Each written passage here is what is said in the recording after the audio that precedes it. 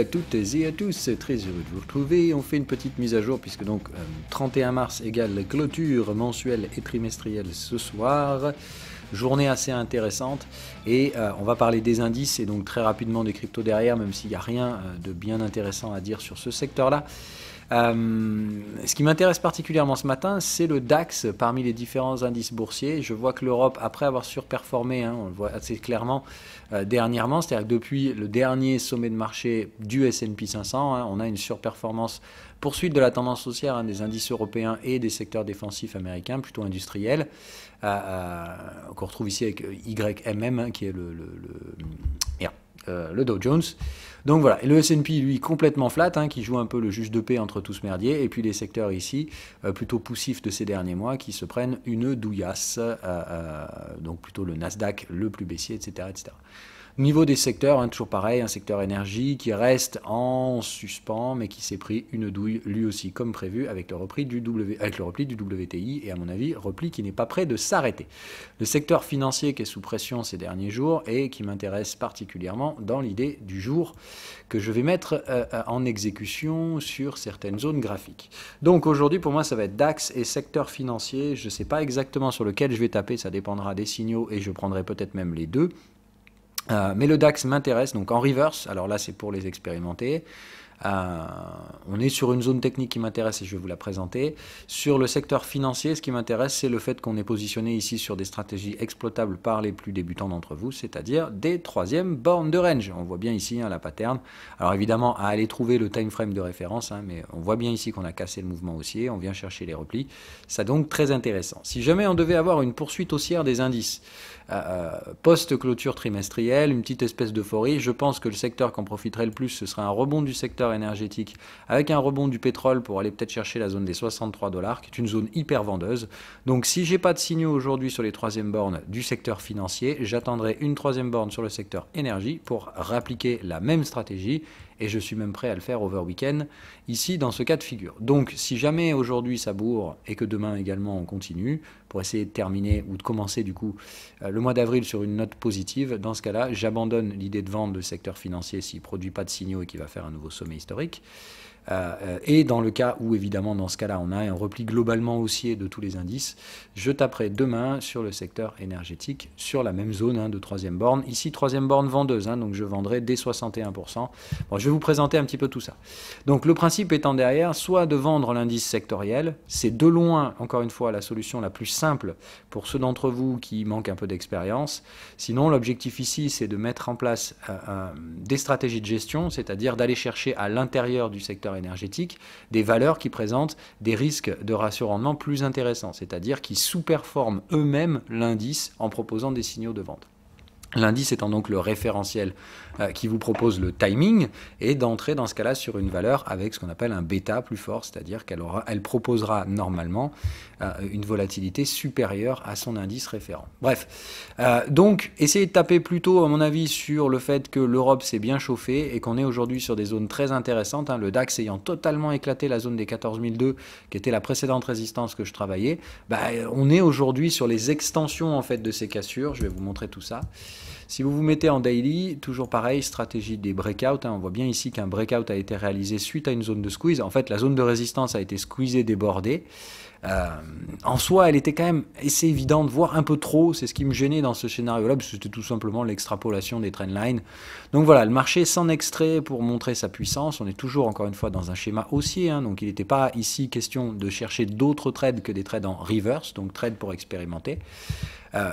On est donc ici pareil dans un schéma de vague 1 étendue et on est en train donc de poursuivre avec, comme on vous le rappelle dans ces vagues-là, des schémas d'épuisement, c'est-à-dire que le plus gros de la tendance a déjà été produit, ne reste plus que les miettes à récupérer et on va généralement overlapper support et résistance. Donc je m'invite à penser toujours qu'il y a un repli à venir généralisé sur tous les secteurs confondus d'actions, sur toutes les places boursières mondiales, de l'ordre d'une dizaine de pourcents et qu'il suffit simplement d'être suffisamment patient. Donc à ce stade-là, le DAX m'intéresse aujourd'hui parce qu'il est sur une zone technique. Donc zone de reverse, on est au courant que c'est donc pas le reverse de la fin du cycle haussier, c'est un reverse qui ressemble et qui se traite comme un excès final. Rappel de l'ATL numéro, je crois que c'est 15 ou un truc comme ça. L'ATL sur les structures alternatives de tendance. Donc la structure alternative en vague 1 étendue propose une structure généralement bisotante dans laquelle la structure intermédiaire est altérée puisque la tendance a été produite dans la vague 1 étendue qui est généralement un V-bottom et qui doit retrouver normalement un fort volume sur le creux et une forte hausse de la volatilité. Donc voilà, c'est exactement ce qu'on a. On passe immédiatement de baissier à haussier, donc tout le monde se fait surprendre. Bon, on est dans le même tempo là, il n'y a pas de doute. Un premier repli généralement marginal qui ressemble à un pullback se met en place. On est exactement dans le cas de figure. Derrière, comme la tendance a déjà produit son breakout, elle va produire des faux breakouts, c'est-à-dire des breakouts qui ressemblent à des excès finaux. On break et puis on manque de jus et on se replie. Cette structure propose donc 2 pullbacks et 2 structures d'excès finaux. Celle-là et celle-là. Donc ici, ça se traite comme un excès final, donc ça se traite comme en reverse, tout en étant conscient qu'ici, la différence majeure qu'il y a avec un reverse, c'est que le vrai bon reverse, ce n'est pas celui-là, ce sera celui-là. Donc ici, sur celui-ci, on réduit sa prise de risque. Ici, il est hors de question d'aller risquer 2 à 3% de capital sur ce trade en reverse. On risquera 1% maximum, mais on est sur la zone cluster sur laquelle c'est intéressant de le faire. On est en extension des vagues précédentes, on est à peu près à 61% de cette vague-là étendue sur celle-ci. On est bien évidemment au niveau du canal de tendance et on est dans les contextes résistants, ce qui est le cluster typique de cette structure. Confère la vidéo d'ETL qui est référente. Je vous rappelle que dans ces structures bisotantes, on ne traite plus les excès finaux en débordement des contextes, mais à l'intérieur. Donc ici, on peut trader, on est bien dans la zone spéculative, on est bien sur la fin de cycle, on voit bien la cassure du cycle ici. Bref, il n'y a plus qu'à attendre un signal de momentum. Et j'ai fort à penser que très clairement, c'est plutôt aujourd'hui que ça va se produire. Je vous explique pourquoi. Parce que quand on regarde les structures de prix sur les UT inférieures, ça commence déjà à se dégrader. On est là, ici, en train de tenter des débordements de contexte. Et très clairement, je vous le donne en mille. Pour moi, je pense qu'aujourd'hui, ce cycle va être légèrement en retard. Et on est ici, même chose, sur une structure bisotante type fin de tendance. Donc, on a ici les breakouts de type range qui sont là pour nous gérer le risque. Donc, on sait très bien qu'ici, si jamais le marché s'est toujours pas retourné, on va dire c'est quoi la date? C'est le 10-12 avril, voilà, enfin disons d'ici milieu de la semaine prochaine, il faudra évidemment invalider ces trades. Dans ce cas-là, le marché accélérera à travers des targets de break de range.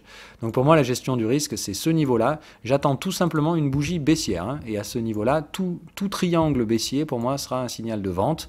Et je n'ai pas besoin de momentum. Ici, je gère mon risque avec la cassure de cycle.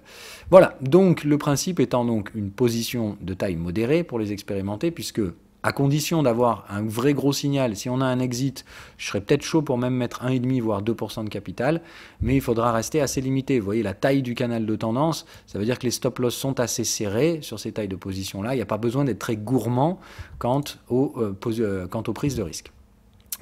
Les indices américains, je suis déjà vendeur dessus, donc ça ne m'intéresse pas de renforcer. Pour moi, c'est plutôt ce matin un positionnement vendeur sur le DAX ou sur le Nikkei.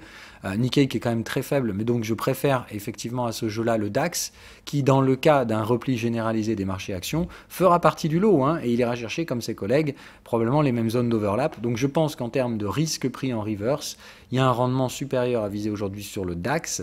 Maintenant, évidemment, à condition de validation de ces reverse. Si ces reverse ne se produisent pas, le DAX, c'est le premier qui vous pètera les stop-loss. Toujours pareil, plus grand rendement égale plus grand risque. Ici, on va juste prendre moins de risques sur la taille de la position, compensée donc par cette hausse du rendement. L'autre option, comme je vous dis, c'est d'aller jouer sur des indices sectoriels. Et j'ai vraiment l'impression qu'on peut jouer sur le XPF. Non, c'est SPF. Non, je sais plus. Mais c'est quoi les indices sectoriels? C'est quoi la première lettre? XLF, voilà.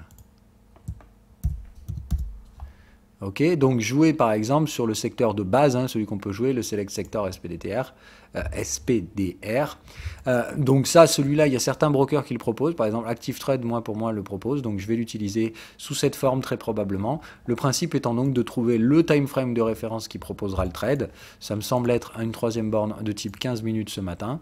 On est déjà sur les niveaux de Fibonacci à 61%. Donc moi, clairement, ce matin, ici, j'ai juste besoin de signaux. Les signaux sont déjà là. Donc pour ma part, je passe déjà vendeur de ces signaux-là. Pardon, c'est même en horaire la troisième borne. Voilà. Donc en horaire, on a attention des alertes de volatilité. Donc on sait qu'on a affaire à un contexte très piégeux. Bon, il n'y a pas à dire, c'est la news de ces dernières semaines qui sont là de ces derniers jours pour alimenter ça et de la semaine dernière. Donc le cycle est bien positionné. Il y a tout ce qu'il faut pour taper. On a des belles divergences sur le momentum ici entre les deux sommets. Donc je reste un petit peu patient. Je pense que c'est plutôt sur l'ouverture américaine que j'envisage de me positionner, ou peut-être même ce matin. Mais en tout cas, il est clair et net que dès que j'ai ah ben non, mais il est déjà là. Ok. Donc les réactions de prix se font déjà sentir. Donc moi, très clairement, ça va être un positionnement vendeur sur XLF avec un stop loss de la taille du canal de tendance qui fait à peu près le sommet historique. Et puis voilà. Sur les cryptos, très rapidement.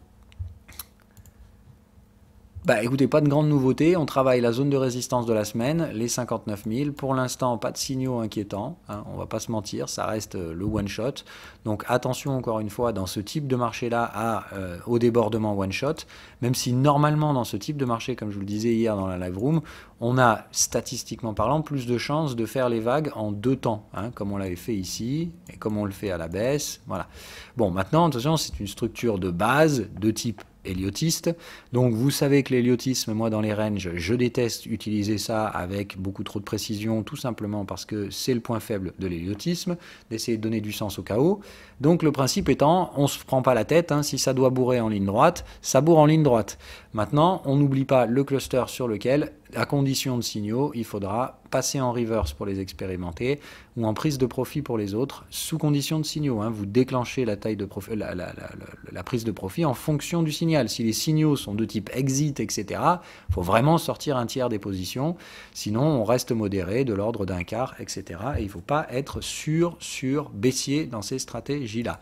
On couvre son portefeuille si on sait le faire, sinon on prend simplement des profits, on sécurise ses gains, point barre. Voilà, n'oubliez pas que si vous cherchez à sortir tout en haut pour faire le perfecto et faire le malin, c'est souvent votre ego qui travaille bien plus que votre cerveau. Donc n'oubliez pas ça, encaisser un gain, même si on ne le fait pas au sommet parfait, ça reste ça, le trading. Voilà, pour le reste, écoutez, moi je pense plutôt un petit repli. Il est possible qu'on mèche un petit peu et puis que voilà, vous savez, clôture trimestrielle égale, il peut se passer des trucs un peu débiles. Et il peut se passer des trucs un peu débiles à horizon demain. Donc voilà, je dis, si on devait tout bourrer en ligne droite sur le Bitcoin, ça me surprendrait guère, mais clairement, moi je ne prendrais pas le pari d'un mouvement haussier sur un retest d'une ancienne troisième borne de range qui me semble probable à être cassé, clairement, mais de là, le faire en one shot et comme s'il n'y avait même pas un travail de la zone, ça me paraît quand même assez compliqué. Voilà, et écoutez, c'est à peu près tout pour aujourd'hui. Bye bye.